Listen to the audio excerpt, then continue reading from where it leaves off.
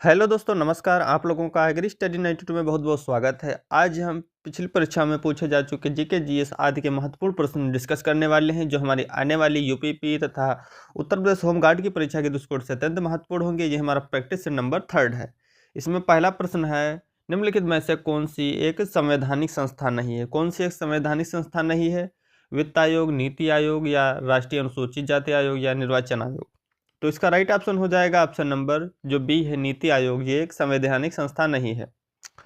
अगला प्रश्न है, भारत में सर्वाधिक वर्षा मुख्य रूप से किस रूप मानसून से होती है? भारत में सर्वाधिक वर्षा मुख्य रूप से किस मानसून से होती है? ऑप्शन नंबर ए उत्तर पूर्वी मानसून, बी है वापस होते हुए मानसून, सी है दक्षिण पश्चिमी मानसून, डी है पश्चिमी विक्षोभ।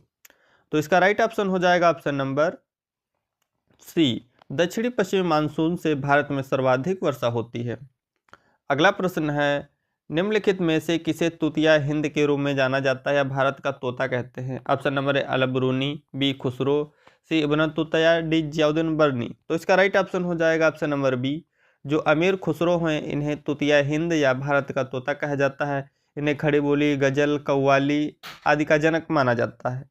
अगला प्रश्न है, भारत का एकमात्र प्रमुख नदी तटीय बंदरगाह कौन सा है?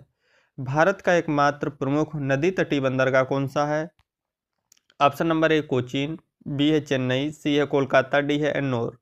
तो इसका राइट ऑप्शन हो जाएगा ऑप्शन नंबर सी, जो कोलकाता है यह एक नदी तटीय बंदरगाह है।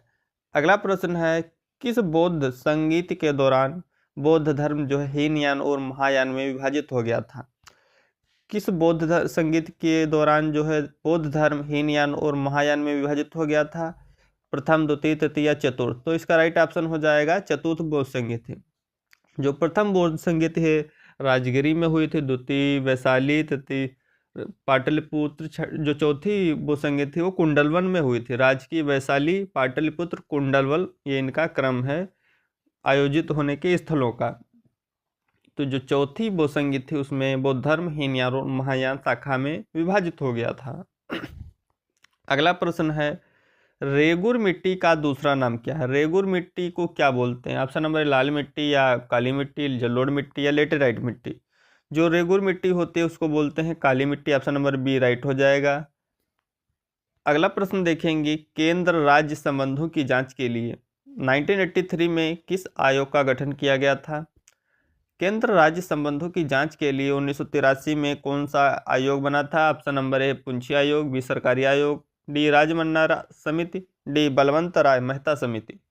तो इसका राइट ऑप्शन हो जाएगा ऑप्शन नंबर बी, केंद्र राज्य संबंधों की जांच के लिए 1983 में सरकारी आयोग का गठन किया गया था।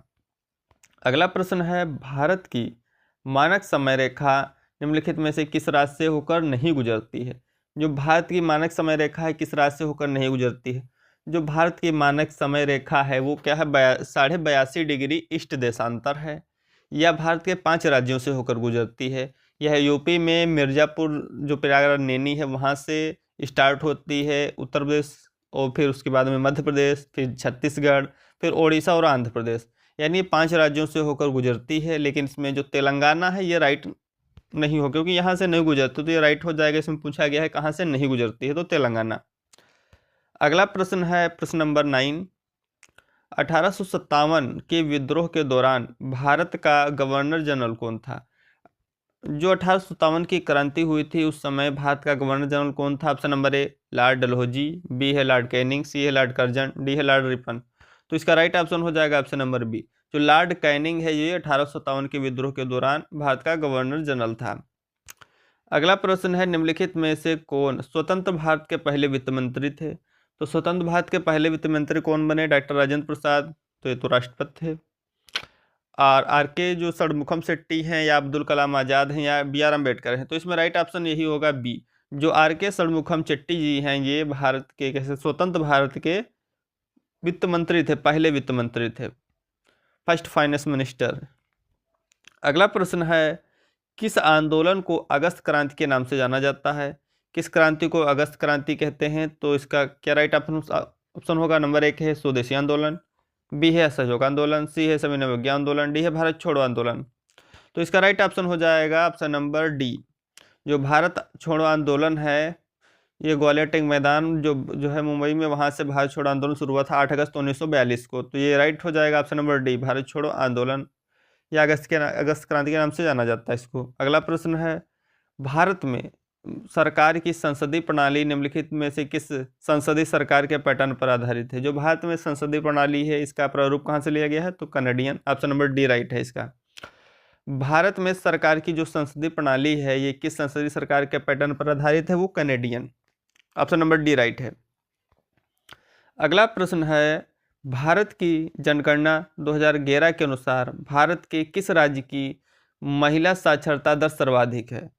भारत के किस राज्य की जो है महिला साक्षरता दर सर्वाधिक है? महाराष्ट्र की, या हिमाचल प्रदेश, तमिलनाडु, या केरल? तो इसका राइट ऑप्शन क्या होगा? ऑप्शन नंबर सी, जो केरल स्टेट है इंडिया का, यहाँ की जो महिला साक्षरता दर है वो सर्वाधिक है।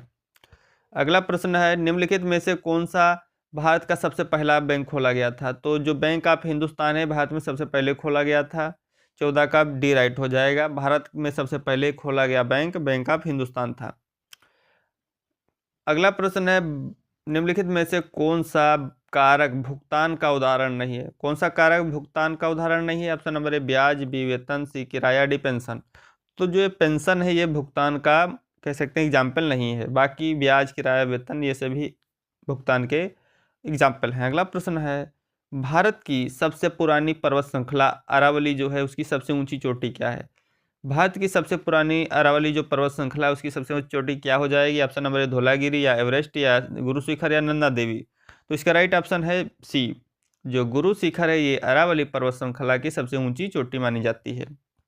अगला प्रश्न है, भारतीय संविधान सभा के सदस्यों ने किस वर्ष देश के लिए संविधान का मसौदा तैयार करने के लिए पहली बार बैठक की थी?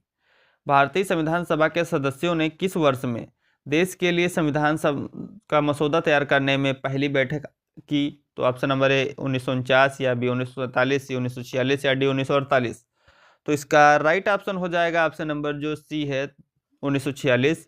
इस समय जो है सबसे पहली बार बैठक हुई थी संविधान सभा का मसौदा तैयार करने के लिए 1946 में। अगला प्रश्न है, आर्थिक नियोजन किस प्रकार की एक अनिवार्य विशेषता है?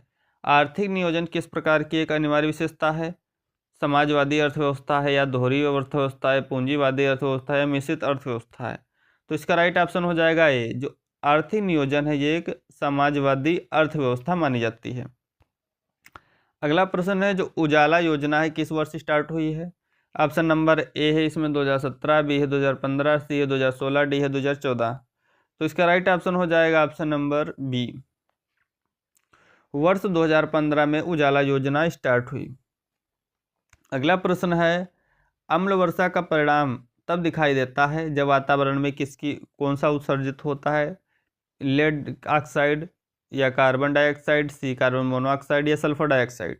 तो ऑप्शन नंबर डी इसका राइट हो जाएगा। अम्ल वर्षा का परिणाम तब दिखाई देता है जब वातावरण में सल्फर डाइऑक्साइड उत्सर्जित होती है।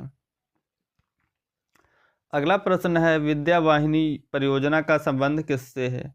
विद्या वाहिनी परियोजना का संबंध किससे है? ऑप्शन नंबर संस्कृत शिक्षा, बी कंप्यूटर और IT शिक्षा, सी खेल शिक्षा, डी संगीत शिक्षा। तो इसका राइट ऑप्शन हो जाएगा ऑप्शन नंबर बी, जो विद्या वाहिनी परियोजना है इसका संबंध कंप्यूटर और IT शिक्षा से है। अगला प्रश्न है, मानव रक्त में पाई जाने वाली श्वेत रक्त कोशिकाओं को क्या कहा जाता है? मेलनोसाइट, ल्यूकोसाइट, एरिथ्रोसाइट, या ग्रेनुलोसाइट। तो इसका राइट ऑप्शन हो जाएगा ऑप्शन नंबर बी, मानव रक्त में पाई जाने वाली श्वेत रक्त कोशिकाओं को ल्यूकोसाइट के नाम से जाना जाता है। अगला प्रश्न है, पीने के पानी में नाइट्रेट की अधिकता से बच्चों में कौन सा रोग हो जाता है? पीलिया हो गया, या ब्लू बेबी सिंड्रोम, फ्लोरोसिस, या मिनी माता। तो इसका राइट ऑप्शन हो जाएगा ऑप्शन नंबर बी, पीने के पानी में नाइट्रेट की अधिकता से ब्लू बेबी सिंड्रोम हो जाता है बच्चों में। अगला प्रश्न है, केंद्रीय आलू अनुसंधान संस्थान है सिप्री जो है कहाँ पर है? सेंट्रल पोटैटो रिसर्च इंस्टीट्यूट कहाँ पर है? Option number Lucknow, B Shimla, C Kanpur, D Dehradun. तो इसका राइट ऑप्शन हो जाएगा ऑप्शन नंबर बी, जो शिमला है यहाँ पर सिप्री है, central potato research institute.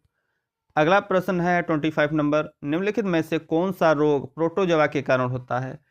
Malaria होता है, टाइफाइड होता है, चिकन पॉक्स होता है, या पोलियो होता है? तो प्रोटोजोआ के कारण कौन सा होगा? ऑप्शन नंबर ए इसमें राइट हो जाए, जो मलेरिया रोग है ये प्लाज्मोडियम के कारण होता है, प्रोटोजोआ के कारण होता है प्लाज्मोडियम प्रजननात्मक। लेकिन ये फैलाता कौन है? वो होता है मादा एनाफिलीज मच्छर। मलेरिया रोग मादा एनाफिलीज मच्छर के द्वारा फैलाया जाता है, लेकिन होता है ये प्लाज्मोडियम प्रोटोजोआ से। ऑप्शन नंबर ए राइट है इसका। अगला प्रश्न है, किस मध्यकालीन शासक ने रुपया नामक चांदी का सिक्का सबसे पहले शुरू किया था? Option number A Akbar, B Shershah Suri, C Jahangir, D Humayun. तो इसका राइट ऑप्शन हो जाएगा option number B, Shershah Suri के द्वारा सबसे पहले चांदी का सिक्का चलाया गया था। अगला प्रश्न देखेंगे, मुगल सम्राट बाबर द्वारा बनवाया गया भारत का सबसे पुराना मुगल उद्यान आराम बाग कहाँ पर है? तो जो आराम बाग है ये कहाँ पर बना है? लखनऊ में है, या जौनपुर में है, आगरा या बहराइच? तो इसका राइट ऑप्शन हो जाएगा ऑप्शन नंबर बी, जो आगरा में है, जहाँ पर मुगल सम्राट बाबर द्वारा बनवाया गया सबसे पुराना मुगल उद्यान आराम बाग है। ऑप्शन नंबर बी राइट है इसका। अगला प्रश्न है, भारत विश्व में निम्नलिखित में से किसका सबसे बड़ा उत्पादक है?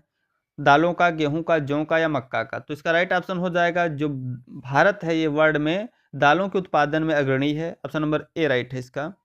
अगला प्रश्न है, निम्नलिखित में से किसे सुनहरा रेशा के रूप में जाना जाता है? कपास, रेशम, ऊन या जूट? तो इसका राइट ऑप्शन हो जाएगा ऑप्शन नंबर सी, जूट। सुनहरा रेशा के रूप में जूट को जाना जाता है। अगला प्रश्न देखेंगे, निम्नलिखित में से किसे सूक्ष्म पोषक तत्वों के रूप में वर्गीकृत किया गया है? कार्बोहाइड्रेट, प्रोटीन, विटामिन या वसा? तो इसका राइट ऑप्शन हो जाएगा ऑप्शन नंबर डी, जो विटामिन है इसे सूक्ष्म पोषक तत्वों के रूप में वर्गीकृत किया गया है। अगला प्रश्न है, उत्तर प्रदेश में कुल कितने टाइगर रिजर्व हैं? तो यूपी में टाइगर रिजर्व की संख्या आप लोगों को पता है 4 है। कौन कौन से हैं? एक है दुधवा, एक है पीलीभीत, एक अमनगढ़, एक रानीपुर। दुधवा, पीलीभीत, अमनगढ़, रानीपुर ये क्या है? यूपी के 4 टाइगर रिजर्व हैं। अगला प्रश्न देखेंगे, ऑप्शन नंबर इसका सी राइट है। जनजातीय गौरव दिवस किस जयंती पर मनाया जाता है? जनजातीय गौरव दिवस किस जयंती पर मनाया जाता है? ऑप्शन नंबर है सिंधु कान्हा, बी टाटा भील, सी भगवान बिरसा मुंडा, डी है बाबा साहब अम्बेडकर। तो इसका राइट ऑप्शन हो जाएगा ऑप्शन नंबर सी, जो जनजातीय गौरव दिवस है वो भगवान बिरसा मुंडा की जयंती पर मनाया जाता है। अगला प्रश्न है, निम्नलिखित में से कौन सा एक विमाहीन राशि कौन सी है? वेग, त्वरण, अपवर्तन सूचकांक या गुरुत्वाकर्षण बल? तो इसका राइट ऑप्शन हो जाएगा अपवर्तक सूचकांक जो है ये विमाहीन राशि है। बाकी वेग, त्वरण, गुरुत्वाकर्षण बल इनकी विमाएं होती हैं। अगला प्रश्न है, भारत की जनगणना 2011 के अनुसार उत्तर प्रदेश के निम्नलिखित शहरों में कौन सा शहर मिलियन शहर नहीं था? तो उस समय कौन सा मुरादाबाद था, ये मिलियन शहर नहीं था। ऑप्शन नंबर डी राइट था। अगला प्रश्न है, जायद क्रॉप। तो भारत में क्या है, फसलों को 3 वर्गों में बांटा गया, खरीफ, रबी, जायद। तो जायद इसमें पूछा गया, जायद मौसम के मुख्य कौन सी क्रॉप हैं? जायद फसलों में कौन सी फसलें शामिल हैं? तो गेहूं एवं सरसों ये क्या हैं? ये रबी क्रॉप हैं। और धान और मक्का ये क्या हो जाएंगी? खरीफ क्रॉप हो जाएंगी। ये गेहूं और सरसों रबी क्रॉप हैं, धान और मक्का कह सकते हैं खरीफ क्रॉप हैं। और तरबूज है, खरबूजा, खीरा, तरबूज, खरबूजा, खीरा जो हैं ये सभी क्या हैं? जायद क्रॉप हैं। तो इसका राइट ऑप्शन हो जाएगा ऑप्शन नंबर सी, तरबूज, खरबूजा और खीरा क्या है? ये जायद क्रॉप हो जाएंगी। गेहूं, सरसों रबी क्रॉप हो जाएंगी। धान और मक्का खरीफ क्रॉप हो जाएंगी। अगला प्रश्न है, किसी भी नवरत्न कंपनी को महारत्न का दर्जा प्राप्त करने के लिए पिछले 3 सालों में उसका औसत वार्षिक शुद्ध लाभ कितना होना चाहिए?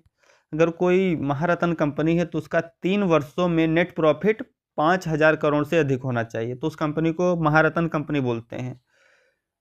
Thanks for watching, please like and subscribe my channel.